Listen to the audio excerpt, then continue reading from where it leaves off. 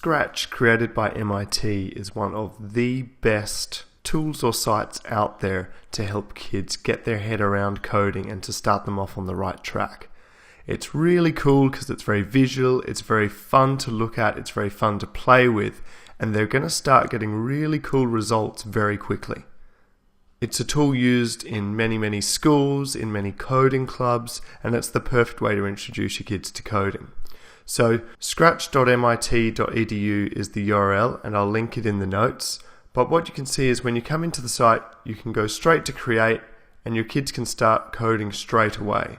So on the creation screen, we can see our little cat character up here in the top left. And to the right, we have our area where we can start to create our code using all the code blocks that we have here in the scripts tab.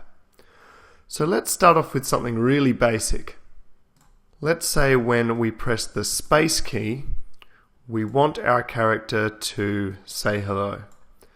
So you can see here we're actually dragging and dropping our different code blocks into the space on the right. And each of these represent a chunk of code. And this is really good for kids to get their head around because it's very similar to how they're going to be programming in their text editor later on when they start to advance. So let's give this one a go. When we press space, we should expect our cat to say hello.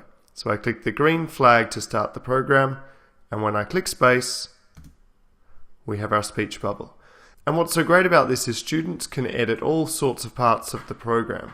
So we can say hi instead of hello. So let's rerun it. It's great. Kids can really experiment. They have that autonomy to create what it is they want. They can build their own games and they can really take it to the next level. Let's try something a little more complex before we look at some really great examples. So in the controls, we can create a loop. So this loop function will repeat whatever we choose 10 times. Once again, you can see that's editable. So let's have our character move 10 steps and repeat that 10 times. So what we should expect is to see our cat character move to the right 10 steps. And what we'll decide to do is we might bring him back to his original position by adding in an additional loop. And we'll move him back by choosing -10.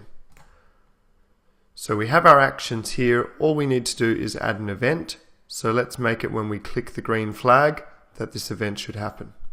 So let's click the flag and see what happens. So we have the animation there. And this is brilliant because kids can really start to move their characters around. They can create gameplay that uses the keyboard.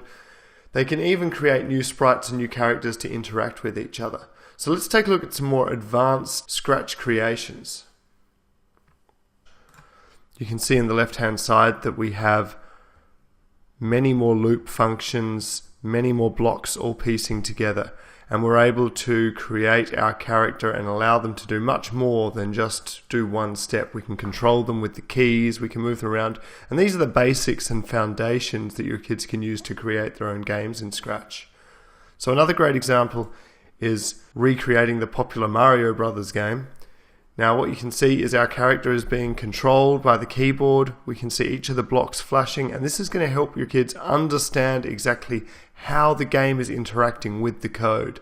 And this is a really essential part of understanding how it all fits together.